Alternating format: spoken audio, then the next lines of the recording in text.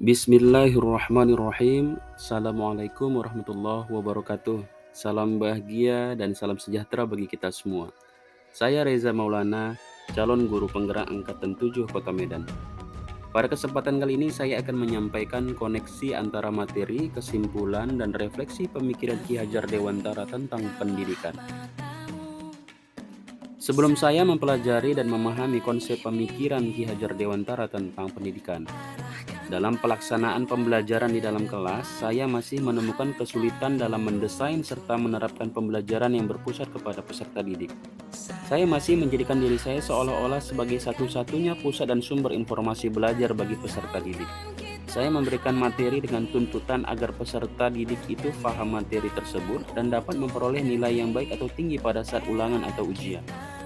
Keberhasilan saya dalam mengajar hanya melihat hasil ulangan ataupun ujian peserta didik. Hal ini seperti memberikan tekanan kepada peserta didik dengan mengabaikan pengembangan kreativitas dan kebahagiaan peserta didik. Minimnya refleksi yang saya lakukan menjadikan proses pembelajaran itu berjalan monoton dan timbul rasa jenuh. Saya dapat rasakan dan lihat itu di raut wajah peserta didik. Pada saat itu, saya hanya berprinsip hasil akhir adalah segalanya, tanpa memandang proses tumbuh kembang, kebahagiaan, kesenangan, maupun keikhlasan peserta didik dalam proses belajar yang mereka jalani. Saya memandang bahwasanya peserta didik yang pandai adalah peserta didik yang mendapatkan nilai tinggi atau baik pada saat ujian. Sehingga rasa abai saya timbul kepada peserta didik yang nilainya rendah. Momentum ini berdampak kepada kurangnya rasa percaya diri peserta didik tersebut. Berikutnya, minimnya pendekatan emosional saya terhadap peserta didik secara keseluruhan menyebabkan tidak terjadinya proses pembekalan nilai-nilai karakter yang harus mereka miliki. Saya masih menggunakan pemberian sanksi terhadap peserta didik yang tidak disiplin dalam proses belajar dan memenuhi kewajibannya sebagai peserta didik. Sehingga hal demikian menyebabkan tekanan tersendiri kepada peserta didik. Namun, setelah saya mempelajari dan memahami tentang pemikiran Ki Hajar Dewantara tentang pendidikan, saya mendapat mengambil 3 kesimpulan. Yang pertama, pendidikan itu adalah menuntun. Yang kedua, pendidikan adalah proses memerdekakan manusia. Yang ketiga, pendidikan adalah kodrat alam dan kodrat zaman. Yang pertama, pendidikan itu menuntun. Artinya, menuntun segala kodrat yang ada pada peserta didik agar mereka dapat mencapai keselamatan dan kebahagiaan setinggi-tingginya, baik sebagai manusia maupun sebagai anggota masyarakat. Saya menyadari bahwasanya seorang pendidik tidak dapat memaksakan kehendak untuk dapat diikuti oleh seluruh peserta didik. Dalam proses memberikan berbagai materi pembelajaran, seorang pendidik wajib memperhatikan kemampuan, bakat, minat, maupun psikis peserta didik. Kedepannya saya harus dapat memberikan pembelajaran yang menyenangkan, pembelajaran yang menuntun pengembangan kemampuan peserta didik untuk mencapai potensi maksimal. Pendidik adalah contoh, teladan yang akan ditiru oleh peserta didik. Maka sudah selayaknya saya sebagai seorang pendidik menjadi penuntun, maka harus dapat memberikan contoh atau tuntunan yang baik bagi peserta didik.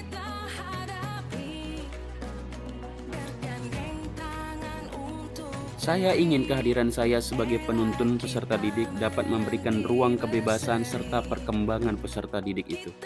Namun kebebasan mengeksplorasi tersebut tidak melanggar norma dan aturan yang berlaku di masyarakat dan tetap berjalan dan berproses pada jalurnya. Sehingga pada akhirnya capaian peserta didik itu sampai pada titik puncak yang memiliki kekokohan spiritual dan kematangan ilmu secara profesional untuk nantinya dapat bersaing dan hidup di zaman dan lingkungannya. Yang kedua, pendidikan itu adalah memerdekakan. Merdeka itu dapat diartikan sebagai selamat dan bahagia. Selamat raganya dan bahagia jiwanya dalam proses belajar.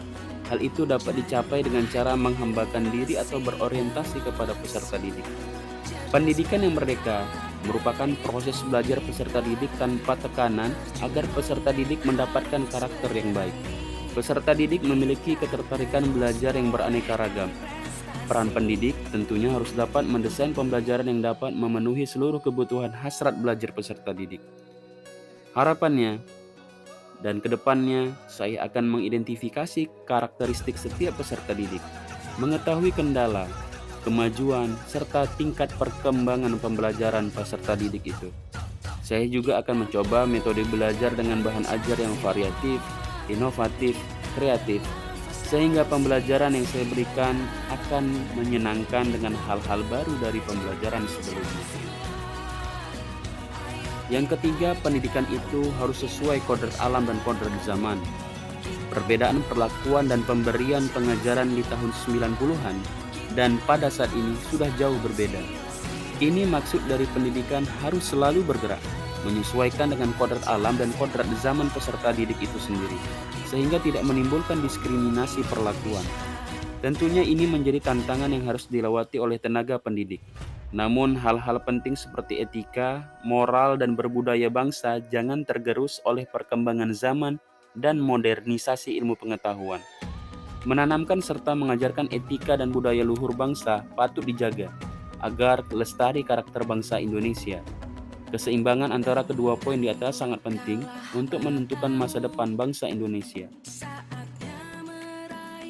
Pada akhirnya, pada rampahan pemikiran Ki Hajar Dewantara yang akan saya lakukan di sekolah nantinya adalah yang pertama, menjadi teladan bagi peserta didik dalam segala hal. Kemudian, mengenali karakteristik peserta didik dan menjalin komunikasi dengan orang-orang tua peserta didik. Yang ketiga, melakukan pendekatan emosional kepada peserta didik untuk berbagi cerita serta menumbuhkan motivasi. Yang keempat, mendesain model pembelajaran yang menyenangkan, kreatif, dan berpusat pada peserta didik. Yang kelima, melaksanakan penanaman dan penguatan karakter pada diri peserta didik secara berkelanjutan. Yang keenam, memfasilitasi peserta didik dalam mengembangkan bakat, minat peserta didik sesuai dengan potensi dan kemampuannya. Yang ketujuh, sebagai seorang pendidik, saya harus terus belajar dan upgrade kemampuan diri sebagai pendidik dengan perkembangan ilmu pengetahuan. Dan yang terakhir, saya akan berupaya menjadi agen perubahan transformasi pendidikan bagi warga sekolah. Menjadi seorang guru atau tenaga pendidik, kita tidak boleh berhenti untuk belajar, berkarya, berinovasi, dan berbagi. Kembali kita meresapi dan merealisasikan semboyan Ki Hajar Dewantara. Ing ngarsa sung tolodo, ing matya mangun karsa, tut wuri handayani. Guru di depan memberikan contoh atau sebagai panutan, di tengah membangun kemauan atau niat, dan di belakang memberikan dorongan atau semangat untuk transformasi pendidikan Indonesia yang lebih baik. Terima kasih. Mohon maaf atas segala kekhilafan dan kurangnya informasi dari video ini. Semoga bermanfaat. Salam guru penggerak, bergerak, tergerak, menggerakkan. Assalamualaikum warahmatullahi wabarakatuh.